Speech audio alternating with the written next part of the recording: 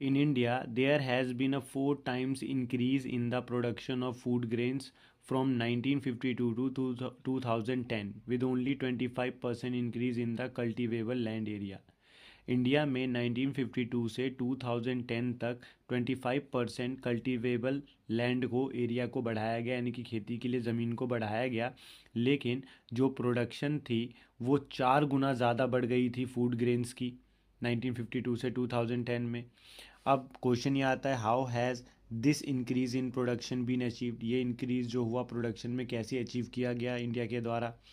If we think of the practices involve in farming, अगर हम उन कामों के बारे में पढ़ें जो प्रैक्टिसेस फार्मिंग में इन्वॉल्व होती है, तो we can see that we can divide it into 3 stages. तो हम इसको 3 ब्रॉड कैटेगरीज में डिवाइड कर सकते हैं।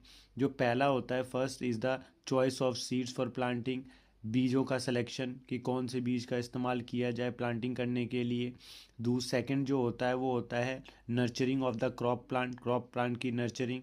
और जो थर्ड प्रोसेस आता है वो आता है protection of the growing and harvested crops from loss and thus the major groups of activities. तो ये जो मेजर ग्रुप ऑफ एक्टिविटीज़ हैं इनको इम्प्रूविंग क्रॉप इल्ड, जिससे कि क्रॉप इल्ड इम्प्रूव हो सकता है, इनको क्लासीफाई किया गया है 3 स्टेजेस में।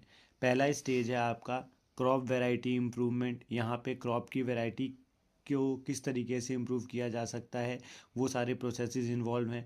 दूसरा है क्रॉप प्रोडक्शन इम्प्रूवमेंट, क्रॉप की प्रोडक्शन को कैसे हम बढ़ा सकते हैं, कौन कौन से फर्टिलाइजर्स वगैरह का इस्तेमाल होगा, ये आता है यहाँ पे। और तीसरा स्टेज है क्रॉप प्रोटेक्शन मैनेजमेंट, यानी कि क्रॉप की प्रोटेक्शन के लिए हमें क्या क्या करना होगा और किन किन चीज़ों का ध्यान रखना होगा, ये सारी चीज़ें इस तीसरे स्टेज में आती हैं।